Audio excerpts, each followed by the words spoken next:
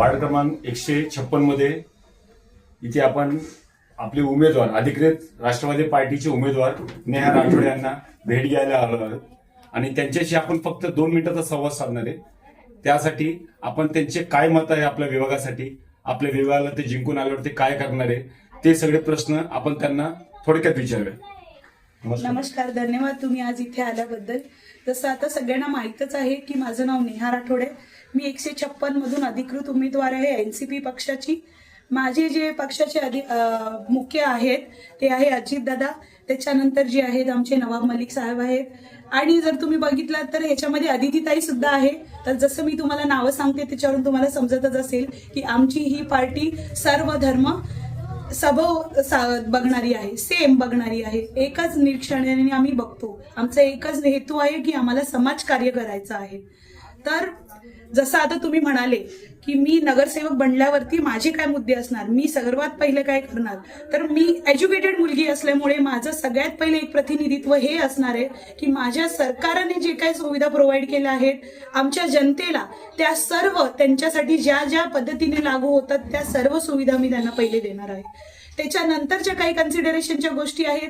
तर कन्सिडरेशन मध्ये आता मी जसं प्रचार चालू केला तसं मला कळालं की अजून खूपशा अशा गल्ली आहेत तुंग्यामध्ये जिथे लाईट नाही आहे, वॉशरूमच्या इथे लाईट नाही आहे आणि स्ट्रीट लाईट नाही आहे, चाळीत लाईटी नाही आहेत, चाळीचे गटार आता व्यवस्थित नाही राहिले आहेत। गेल्या 9 वर्षामध्ये किंवा 10 वर्षामध्ये त्यांनी जे काही कामं केले आहेत ते अजून पुढे काही तसे मेंटेन केलेले नाही आहेत। कचरा कुंडीची जागा व्यवस्थित नाही आहे। तर हे सर्व जे छोट्या मोठ्या गोष्टी आहेत हे सगळे लक्ष देणं खूप गरजेचं आहे। तसेच आपल्या बरोबर फिरणारे जे आपले महिला मंडळ आहे, लहान मुलं आहेत, वृद्ध आहेत आणि विधवा लोक आहेत, त्यांच्यासाठी आपल्याकडे काय पूर्ण आपण विचार करून ठेवलंय? आपण निवडून आलं ते यांच्यासाठी काय आपण पर्याय करणार? बघा, अशा खूप बोलतात ना, आता महाराष्ट्रच नाही, मुंबईच नाही, पण सगळीकडे महागाई या लेवलला पोहोचली आहे की एक माणूस एकटा कमवणारा असेल तर घर चालणार नाही। म्हणून प्रत्येक महिलाला, घरातल्या प्रत्येक सदस्याला आता अशी इच्छुकता असते की नाही मी पण कमवावं। कोणी शिकलेलं असतं तर कोणी शिकलेलं नसतं, त्या पद्धतीने जे सुशिक्षित आहेत त्यांना ऑपॉर्च्युनिटीज भेटतात आणि ज्यांना नाही भेटणार आम्ही मेक शुअर करणार की IT कंपनीज असू दे किंवा टेक कंपनीज असू दे, यांच्याशी आम्ही कम्युनिकेट करून आमच्या प्रभागातली जे काही अपॉर्च्युनिटीज आहेत ते आम्ही त्यांना मिळवून देणार। पण जे शिकलेले नाही आहेत तर त्यांना पण खूप सारे अपॉर्च्युनिटीज असतात। तर आपण जर बघायला गेलो तर इथे अंगणवाडी असतात किंवा त्याच्या व्यतिरिक्त पण असे खूपशे होम सर्व्हिसेस असतात जे ना लोकांना रोजगार म्हणजे रोजच्या पद्धतीमध्ये रोजच्या डेली लाईफमध्ये पाहिजे असतात।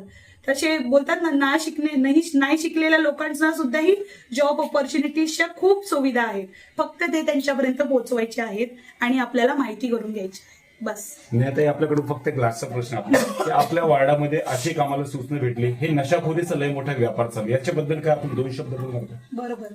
तर नशामुक्ती म्हटलं ना, तर नशा म्हटल्यावरती आता जर आपण बघायला गेलो तर नवीन पिढी आहे ना, त्यांना आहे ना राजकारणामध्येच ना कोणी नवीन चेहरे किंवा युथ नसल्यामुळे ना त्यांना प्रोत्साहन मिळत नाही। त्यांना हे समजत नाही की पुढच्या जनरेशनला ना जागृत होणं खूप गरजेचं आहे। पुढची जनरेशन जागृत नाही राहिली तर हे भारतही नाही राहणार आणि हे देशही नाही राहणार। जे दुसऱ्या राज्यांमध्ये, दुसऱ्या देशांमध्ये चालू आहे वॉर, हे इथे आपल्याकडेही होऊ शकतात जर युनिटी नसेल, एज्युकेशन नसेल तर। म्हणून या नशामुक्तीवरती आम्ही नक्कीच काम करणार आहे। जे याचे डीलर्स आहेत, जे घराघरात बसून किंवा कोपऱ्यात बसून छोट्या छोट्या मुलांना या सर्व सप्लाय करतात, त्यांना आम्ही नक्कीच सोडणार नाही आहे। आम्ही आधीच बिल्डर्सशी बोलून किंवा बिल्डिंग मधल्या लोकांशी बोलून आम्ही माहिती करून घेतली आहे आणि आम्ही त्यांची संवाद साधलाय की आम्ही एक छोटे छोटे पोलीस बीट त्यांना प्रोव्हाइड करून देणार आहे। त्याच्या व्यतिरिक्त पोलीस राऊंड अप प्रत्येक ठिकाणी असणार आहे। मग हे अशा जे सप्लायर्स आहेत त्यांना आम्ही नक्की कन्सिडरेशन मध्ये घेऊन त्यांना एक चांगली शिक्षा देणार आहे। नेहा राठौड़ जी, आपका बहुत बहुत धन्यवाद। आपने आकाश टाइम्स न्यूज को बहुत अपना कीमती समय दिया, इसके लिए आपका बहुत धन्यवाद।